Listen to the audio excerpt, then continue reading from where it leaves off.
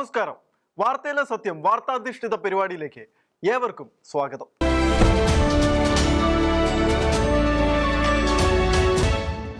ഇസ്രായേലിനോട് കടുത്ത അസഹിഷ്ണുത സൂക്ഷിക്കുന്ന ഇസ്ലാമിക രാഷ്ട്രങ്ങളുടെ കൊട്ടേഷൻ എടുത്ത് ഇസ്രായേലിനെതിരെ നിരന്തരമായി മെക്കിട്ട് കയറിയും പാലസ്തീനിലെ സാധാരണക്കാരുടെ മനസ്സിലേക്ക് മത തീവ്രവാദം പറഞ്ഞ് അവരെ എരികേറ്റി വിട്ടിട്ട് അവരുടെ പരാധീനതകളെ പരമാവധി മുതലെടുത്തും അവരെ മനുഷ്യ കവചമാക്കിക്കൊണ്ട് അവരുടെ പ്രാണത്യാഗത്തെ വിൽപ്പന ചരക്കാക്കി ശതകോടികളുടെ ആസ്തികൾ സമ്പാദിച്ച് എക്കാലവും ഇങ്ങനെ മുന്നോട്ട് പോകാമെന്നും 2023 ഒക്ടോബറിൽ ഇസ്രായേലിനെ മെക്കിട്ട് കയറിയ വകുപ്പിൽ തങ്ങളുടെ തടങ്കൽ പാളയത്തിൽ ഉണ്ടായിരുന്ന ശേഷിക്കുന്ന ബന്ദികളെ വെച്ച് ബാർഗെയിൻ ചെയ്ത് കൂടുതൽ തെമ്മാടിത്തരങ്ങൾ കാണിക്കാമെന്നും ഇറാന്റെയും പകൽമാന്യന്മാരായ മറ്റു രാഷ്ട്രങ്ങളുടെയുമെല്ലാം ഒത്താശയോടുകൂടി സദാകാലത്തേക്കും ഗാസയിൽ ഞെളിഞ്ഞു കഴിയാമെന്നായിരുന്നു ഹമാസിന്റെ മനോഗതം.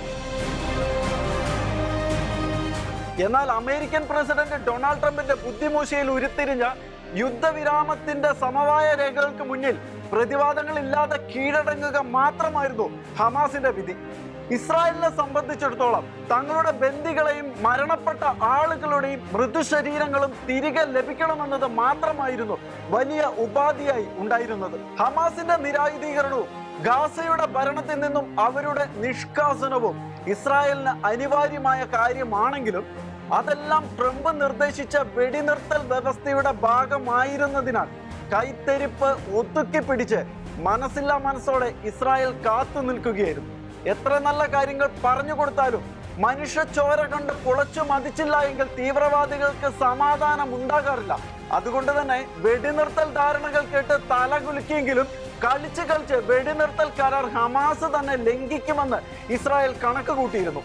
ഒടുവിൽ അങ്ങനെ തന്നെ സംഭവിക്കുകയും ചെയ്തു.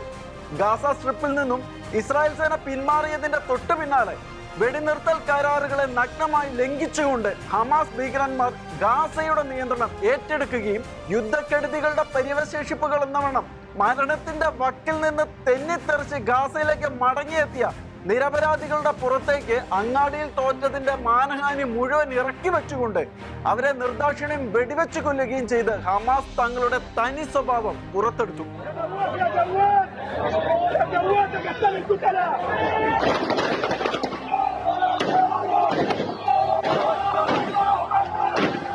മാപ്പർഹിക്കാത്ത ആ മഹാ അപരാധങ്ങൾ കണ്ടിട്ട് കോപഭ്രാന്തരായ ഇസ്രായേൽ നടപടിക്ക് തയ്യാറെടുത്ത് ട്രംപിന്റെ അനുവാദം കാത്തിരിക്കാനായിരുന്നു ട്രംപിന്റെ മറുപടി. കാരണം ഗസയിലെ പ്രാദേശിക തീവ്രവാദികളെ അമർച്ച ചെയ്തുകൊണ്ട് ഗാസയിലെ സ്ഥിതിഗതികളെ ശാന്തമാക്കുകയാണ് തങ്ങൾ ചെയ്തതെന്ന പച്ചക്കള്ളം പറഞ്ഞായിരുന്നു ഹമാസ് ചോരക്കളിക്ക് കവചമൊരുക്കിയത്. എന്നാൽ 2 IDF പോരാളികളുടെ മരണത്തിൽ കലാശിച്ച ഹമാസിന്റെ ചോരക്കളി നോക്കി നിൽക്കാൻ ദാവീദിന്റെ പുത്രന്മാർ രണ്ടാമത് ജനിക്കണമായിരുന്നു. മേലും കീഴും നോക്കാത്ത സംഹാരത്തിനായി ഇസ്രായേൽ കളത്തിലിറങ്ങിയതോടെ ഹമാസ് വാലും ചുരുട്ടി മാളത്തിക്കെറിയെങ്കിലും താൻ ഇനീഷ്യേറ്റീവ് എടുത്ത് അവതരിപ്പിച്ച സമാധാന കരാർ വേഗത്തിൽ പൊളിഞ്ഞടുങ്ങുന്നതിൽ ക്ഷീണിതനായ ട്രംപ് സാക്ഷാൽ JD വാൻസിനെ തന്നെ ഇസ്രായേലിലേക്ക് അയച്ച് കാര്യങ്ങൾ വിലയിരുത്തി. എന്നാൽ ഹമാസിന്റെ ഇനിയും തീരാത്ത ചോരക്കൊതിക്ക് വസ്തുനിഷ്ഠമായ തെളിവുകളായിരുന്നു വാൻസിന്റെ മുന്നിലേക്ക് ഇസ്രായേൽ നീട്ടിവെച്ചത്. അതോടെ ഹമാസ് നിഗ്രഹം അനിവാര്യമാണെന്ന് തിരിച്ചറിഞ്ഞ ട്രംപ് ഹമാസിനുള്ള അവസാനത്തെ മുന്നറിയിപ്പുമായി രംഗത്ത് വന്നതോടെ അറബ് രാഷ്ട്രങ്ങൾ മുഴുവൻ ട്രംപിനെ പിന്തുണച്ചുകൊണ്ട് ഹമാസിനെതിരെ രംഗത്തെത്തി. എക്കാലത്തും തങ്ങളുടെ കൊള്ളരുതായ്മയ്ക്ക് വട്ടിപിടിക്കുമെന്ന് കരുതിയ ഇസ്ലാമിക രാഷ്ട്രങ്ങൾ മറിഞ്ഞതോടെ നിലനിൽപ്പിനായി കൈയും കാലും ഇട്ടടിക്കുന്ന ഹമാസിനെ മിച്ചം വയ്ക്കാതെ തീർത്തുകൊണ്ടിരിക്കുകയാണ് ഇപ്പോൾ ഇസ്രായേൽ.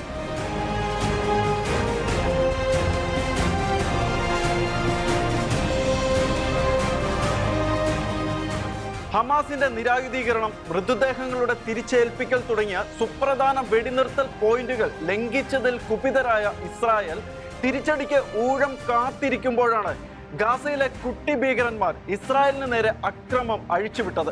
തെക്കൻ ഗാസ മുനമ്പിലെ റഫേൽ കഴിഞ്ഞ ദിവസം പാലസ്തീൻ ഭീകരപ്രവർത്തകർ നടത്തിയ അക്രമത്തിൽ ഒരു IDF റിസർവ് സൈനികനും കൂടി കൊല്ലപ്പെട്ടിരുന്നു. കഴിഞ്ഞ ആഴ്ച ഇതേ സ്ഥലത്ത് സമാനമായ അക്രമത്തിൽ 2 ഇസ്രായേൽ സൈനികരും കൊല്ലപ്പെട്ടിരുന്നു.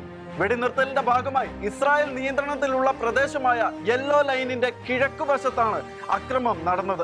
ഇത് കൂടാതെയാണ് മൃതദേഹങ്ങൾ കൈമാറുന്നതുമായി ബന്ധപ്പെട്ട ഹമാസിന്റെ നാടകങ്ങൾ അരങ്ങേറുന്നത്. മൃതദേഹങ്ങൾ തങ്ങളുടെ കൈവശം ഉണ്ടായിരിക്കെ തങ്ങൾക്ക് എവിടെയാണെന്ന് അറിഞ്ഞുകൂടാ എന്ന കളവ് നിരത്തിയാണ് ഹമാസ് ബന്ദികളുടെ മൃതദേഹങ്ങൾ വിട്ടുകൊടുക്കുന്നതിൽ കാലതാമസം വരുത്തുന്നത്. കഴിഞ്ഞ തിങ്കളാഴ്ച ഉച്ചതിരിഞ്ഞ് ഹമാസ് സർഫാത്തി എന്ന കൊല്ലപ്പെട്ട ഒരു ബന്ദിയുടെ മൃതശരീര അവശിഷ്ടങ്ങൾ ഒരു കെട്ടിടത്തിൽ നിന്നും പുറത്തെടുത്ത് ഗാസ നഗരത്തിലെ ഷെജയ്യ പരിസരത്ത് കുഴിച്ചിടുന്നതും തുടർന്ന് റെഡ് ക്രോസിന് മുന്നിൽ അത് ആദ്യമായി കണ്ടെത്തിയതായി അഭിനയിക്കുകയും ചെയ്തു. ഈ ദൃശ്യങ്ങളെല്ലാം ഇസ്രായേലിന്റെ ഡ്രോൺ കൃത്യമായി പകർത്തുന്നുണ്ടായിരുന്നു.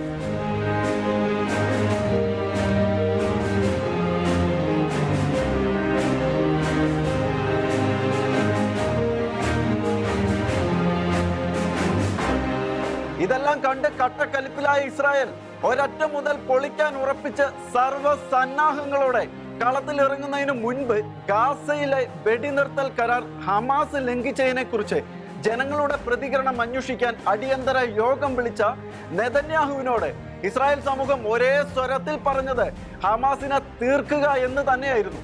അതുകൊണ്ട് തന്നെ ഇനിയൊരു റിവ്യൂവിന് അവസരമില്ലാത്ത വിധത്തിൽ ഹമാസിനെ പൂർണ്ണമായും തച്ചുടയ്ക്കുക എന്ന ലക്ഷ്യം മാത്രം മുൻനിർത്തിക്കൊണ്ട് ഗാസയിൽ ശക്തമായ അക്രമങ്ങൾ നടത്താൻ നെതന്യാഹു ഉത്തരവിട്ടിരിക്കുകയാണ്. ഇപ്പോൾ 2023 ഒക്ടോബർ 7 തങ്ങൾക്ക് കടുത്ത സുരക്ഷാ വീഴ്ചയുണ്ടായി. എന്നാൽ തങ്ങളുടെ സഹോദരങ്ങളുടെ മൃതദേഹം തങ്ങൾ ആഗ്രഹിക്കുന്ന സമയത്ത് തന്നെ ഇസ്രായേലിൽ കൊണ്ടുപോയി ആചാരങ്ങളോടെ സംസ്കരിക്കാനുള്ള അവകാശത്തെ ഇല്ലാതാക്കാൻ ശ്രമിക്കുന്ന തരത്തിൽ അനാദരവ് വെച്ചു പൊറപ്പിക്കില്ല എന്ന് ഇസ്രായേൽ തറപ്പിച്ചു പറഞ്ഞിരിക്കുകയാണ്. അക്കാര്യത്തെ പിന്തള്ളിക്കൊണ്ടുള്ള അന്തിമ നിർദ്ദേശവുമായി ട്രംപ് രംഗത്ത് വന്നിട്ടുണ്ട്. ഇസ്രായേൽ നടത്തിയ കഴിഞ്ഞ അക്രമങ്ങളിൽ 30-ലധികം പേർ കൊല്ലപ്പെട്ടുവെന്നാണ് ഹമാസ് അറിയിച്ചിരിക്കുന്നത്. US മധ്യസ്ഥതയിലുള്ള വെടിനിർത്തൽ ഹമാസ് ലംഘിക്കുകയും ഇസ്രായേൽ തിരിച്ചടിക്ക് ഇറങ്ങിത്തിരിക്കുകയും ചെയ്ത സാഹചര്യത്തിൽ ഗാസയിലെ സമാധാന കരാറിന് ഇപ്പോഴത്തെ സംഭവങ്ങളൊന്നും ഭീഷണിയല്ല എന്നും എന്നാൽ തങ്ങളുടെ സൈനികർ കൊല്ലപ്പെട്ടതിൽ ഇസ്രായേൽ തിരിച്ചടിക്കണമെന്നുമുള്ള നിലപാടാണ് ട്രംപ് ആവർത്തിച്ചിരിക്കുന്നത്. കേരളത്തിലെ ഹമാസന്മാർ സോഷ്യൽ മീഡിയയിൽ കിടന്ന് തള്ളിമറിക്കുന്നത് പോലെ അല്ല തങ്ങളുടെ യഥാർത്ഥ അവസ്ഥയെന്നും അത് അങ്ങേയറ്റം പരിതാപകരമാണെന്നും ഇസ്രായേൽ പറഞ്ഞതനുസരിച്ച് അവരുടെ ശേഷിക്കുന്ന മൃതദേഹങ്ങൾ വിട്ടുകൊടുത്തില്ല എങ്കിൽ ഉഡായിപ്പുകൾ പൊളിയുമെന്നും ബോധ്യം വന്ന ഹമാസ് മൃതദേഹങ്ങൾ വിട്ടുതരാൻ അല്പസമയം കൂടി തരണമെന്ന് പറഞ്ഞുകൊണ്ട് മൃതദേഹങ്ങൾ കണ്ടെടുക്കുന്നതിനും വീണ്ടെടുക്കുന്നതിനും സഹായിക്കുന്നതിന് ഈജിപ്ഷ്യൻ ഉപകരണങ്ങളും വിദഗ്ധരെയും ഗാസയിലേക്ക് ഇറക്കിയിരിക്കുകയാണ്. എന്നാൽ ആലോചിച്ച് തീരുമാനിച്ചത് എന്ത് വില കൊടുത്തും നടപ്പിലാക്കി മാത്രം ശീലമുള്ള ഇസ്രായേൽ ഗാസയെ തച്ചു തകർത്ത് ഇനിയൊരു ഹമാസ് ഭീകരനും പതിയിരിക്കാനാകാത്ത വിധത്തിലാക്കുമെന്ന കാര്യം ഉറപ്പായിരിക്കുകയാണ്. കേവലം തൊലിപ്പുറത്ത് മുറിവേൽപ്പിക്കുന്ന അക്രമമാകില്ല ഇപ്രാവശ്യം നടക്കുന്നത്. ശക്തമായ അക്രമം തന്നെ ആയിരിക്കുമെന്ന് ഉറപ്പാണ്. അത് നെതന്യാഹുവിന്റെ വാക്കുകളിലും ശരീരഭാഷയിലും വ്യക്തമായിരുന്നു.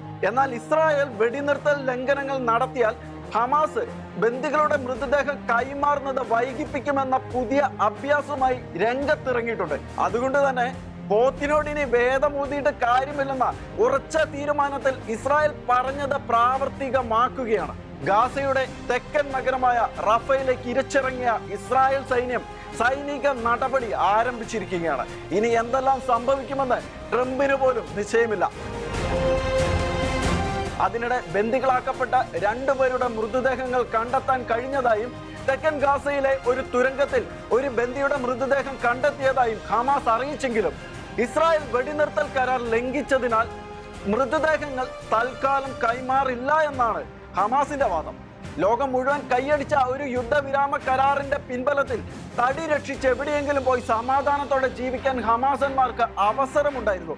പക്ഷെ നീതിയുടെ ഗുണദോഷങ്ങൾ നീചന്മാർക്ക് പൊതുവെ ദഹിക്കാറില്ല. ആ യാഥാർത്ഥ്യത്തെ ഊട്ടി ഉറപ്പിച്ചുകൊണ്ട് അനിവാര്യമായ ദയനീയ മരണത്തെ സ്വാഗതം ചെയ്തിരിക്കുകയാണ് ഹമാസ് എന്ന കാബാലിക്കൂട്ടങ്ങൾ. ഗാസയിൽ വിശേഷിച്ചൊന്നും നഷ്ടപ്പെടാനില്ലാത്ത ഇസ്രായേലിന്റെ ഇനിയുള്ള ആക്രമണം അങ്ങേയറ്റം മാരകമായിരിക്കുമെന്ന് ഉറപ്പാണ്.